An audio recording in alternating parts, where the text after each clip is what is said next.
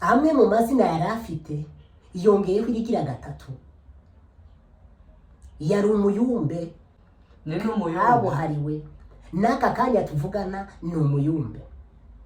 Ni umuntu wigarura imitima ya benshi, urubyiruko ruramukunda, abasaza baramukunda, ndetse n'abana batoya baramukunda.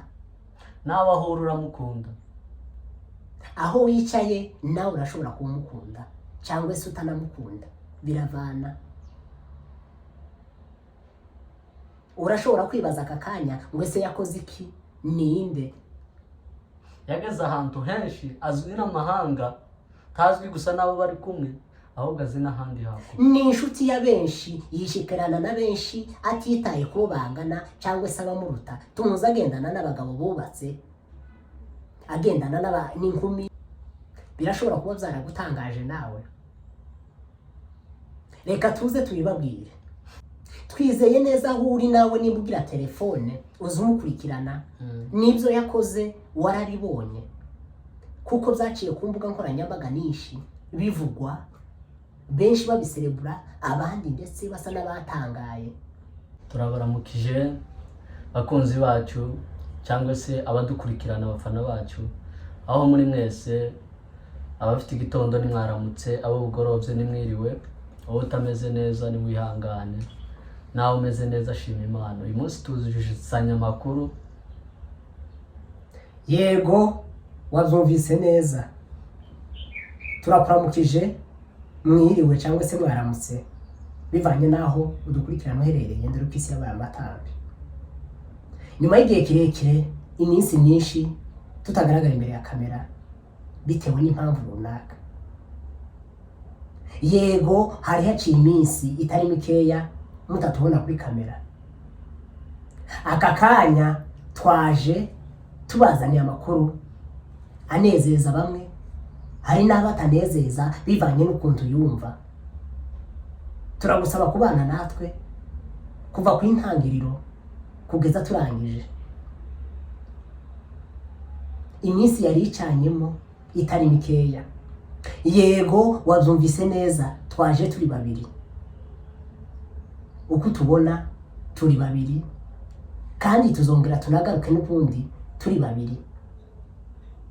Tubasezeranyije kuko muzahora mutubona gutya, kandi tubagezaho bimwe byiza bitandukanye.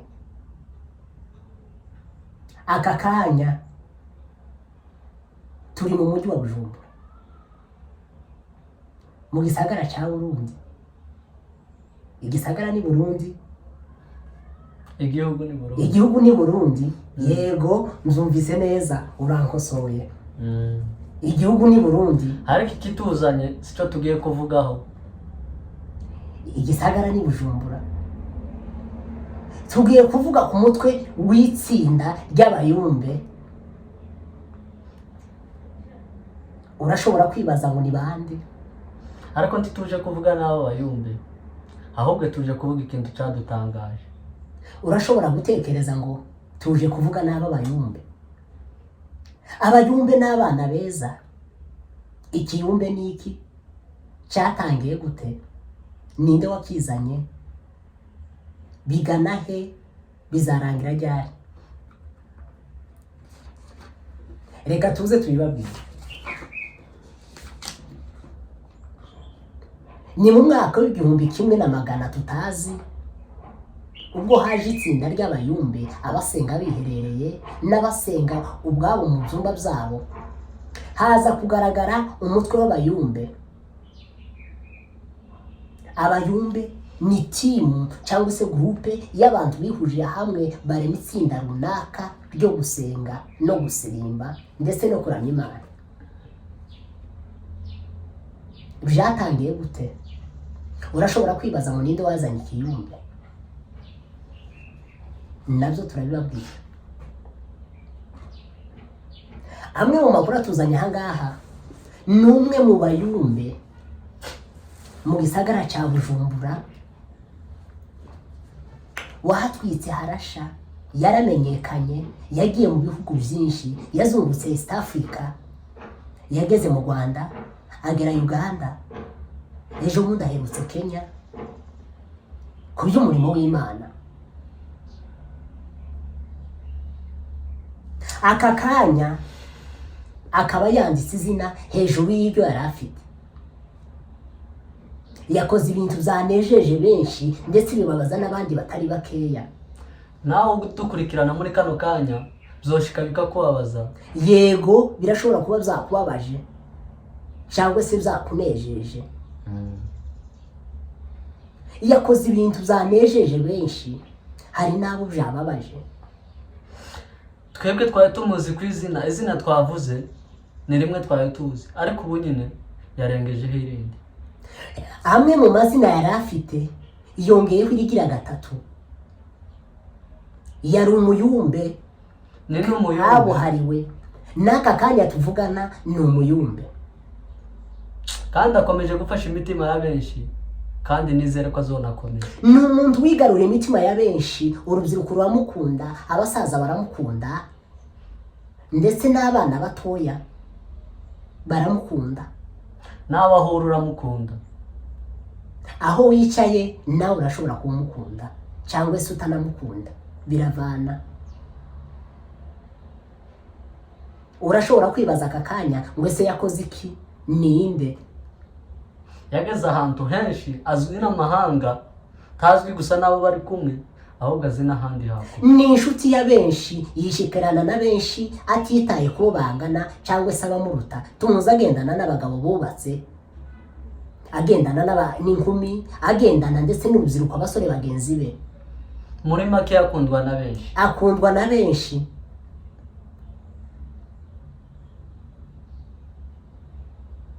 Birashobora kuba byaragutangaje nawe. Reka tuze tubibabwire. Kandi nawe aho uri warabibonye. Twizeye neza aho uri nawe niba ugira telefone uzi umukurikirana, n'ibyo yakoze warabibonye, kuko byaciye ku mbuga nkoranyambaga nyinshi bivugwa, benshi babiserebura, abandi ndetse basa n'abatangaye.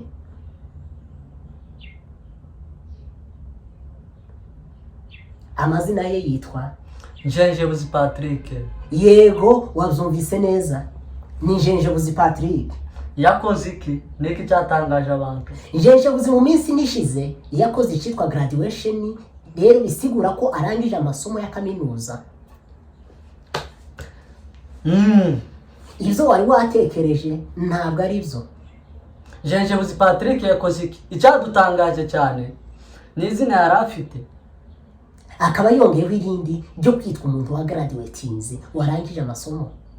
ariko aho twamubonye cyane tutazi yuko yiga. Icyadutangaje ni uwo munsi. Urashobora kuba waratangajwe na graduation ya Patrick Njenjebuzi, aka kanya ukaba utangajwe n'izina Njenjebuzi. Kuko abenshi bamumenye ku izina rya Patrick Umuyumbe. Ndabizi neza nawe muri nimero ye wayanditseho ngo ni Patrick Umuyumbe. Yego nanje niko nabyanditseho. Yamenyekane ku izina rya Patrick Umuyumbe, asirimba cyane, agendana n'abantu bakuze barimo Evangeliste Kofi n'abandi. Irindi mumenya yitwa Njenjebuzi. Rero tuje kukubwira kuko afite irindi zina ryiwe yiswe n'ababyeyi be, Njenjebuzi Patrick. Umuhanga cyane. Ni umusore wishikirana kuri benshi, abamama baramukunda, abapapa bakamukunda, urubyiruko bo nakarusho. Yamenyekana cyane n'inshuti yiwe ariyo Moses Pianiste, wamenyekanye mu Mukunga ndetse yanashizemo ibyitwa ngo ni Pade. Byaje gute kugira bamenyane? Ni gute byatangiye? Bahuriye kugira ngo bagendana baba inshuti zakadasohoka. Si n'igisirimba gusa bahuriyeho, ahubwo nabo bakaza bigiye hamwe. Yego si igisirimba gusa, ndetse tugiye kureba n'inkomoko yo bagiye baturuka, barasa n'abaturutse mu gace kamwe. N'abasore bakuriye mu gisagara cya Uvira muri Repubulika Iharanira Demokarasi ya Kongo mu mwaka wa 2021, nibwo witwa Moses na Patrick Njenjebuzi bafashe umwanzuro wo kuja Bujumbura baje kwiga baturuka Uvira. Bakimara gufata uwo mwanzuro baricaye, ndetse biragaragara kuko bari babuze na tike bageza Bujumbura. Ariko bo bakuranye batubwiye ko bose ari abahanga muri byose. ari ni mu abahanga mashuri. ndetse abagiye babamenye bagenda baririmba kuko Moses yamenyekanye mu gisagara cya Uvira aririmba cyane. Uwo siwe tuje kuvugaho. Tugaruke kuri Njenjebuzi Patrick ashize Bujumbura ntiyagiriwe amahirwe yo gutangira amasomo akihashika. Yamenyekanye mu bisirimba ndetse aje ahitwa ngo ni Mexique. Aho Mexique ni hehe mu gihugu cy'u Burundi. N'ayandi makuru twamenye bigeze kumukubitira mu ikanisa. Njenjebuzi Patrick yamenyekanye avuga ko yakubitiwe mu ikanisa icuya kiramurenga. Baramukubise. Niwe musore wa mbere wakubitiwe mu ikanisa. Yakubiswa ziziki. Azira umucuranzi. Ngo yarakunguye bya kadasohoka bamuheza flash irimo ibisirimba. Njenjebuzi Patrick agaba flash yabizimije kugira ngo umucuranzi ngo abone umwanya acuranga mu ikanisa. Ni umuntu wamenyekanye mu gusapotinga abacuranzi abateza imbere barimo Moses, Basabune ndetse n'abandi bose mwagiye mumenye bagiye bakomoka Uvira. Patrick ni umuhanga mu bintu byinshi. Urashobora kwibaza ngo akoze graduation yarize gari. Mu bushakashatsi twakoze Njenjebuzi Patrick bigaragara kuko yavaga mu gisirimba akaja kwiga ijoro. Yabyize gute? Hariho benshi batobitahura kandi hariho benshi bizogora. Ariko iwe yabishoboye gute? Ashobora imirimo ibiri gute? Naho baca umugani ngo imirimo ibiri yananiye impyisi. Patrick si impyisi. Ariko iwe yarashoboye. Yajega Uganda agataha Bujumbura mu ijoro akaja kwiga. Aho yaje hari mu gitaramo aho mwamubona aho yicaye hakazagera umwanya akaja mu masomo. Ese nawo ushobora kuzumva n'ubunebwe wigirira. Ariko Patrick uri umunebwe no kurya wabuze umwanya wo kuzoza uva mu cuma nguze kurya. Hari n'igihe uburara kubera ubushanga wigirira. Ariko Njenjebuzi Patrick ni umunyamwete cyane mu buryo asirimba ni nako yashoboraga ibintu bijanye n'ibiharuro. Aho turakabije. Yabishobora gute? Yagashobora ibiharuro. Naza tubwire muri comment. Twamuvuzeho byinshi ariko hari aho twarengesheje. Ivyo ngivyo ndavyo tuzi. Muri comment natubwire.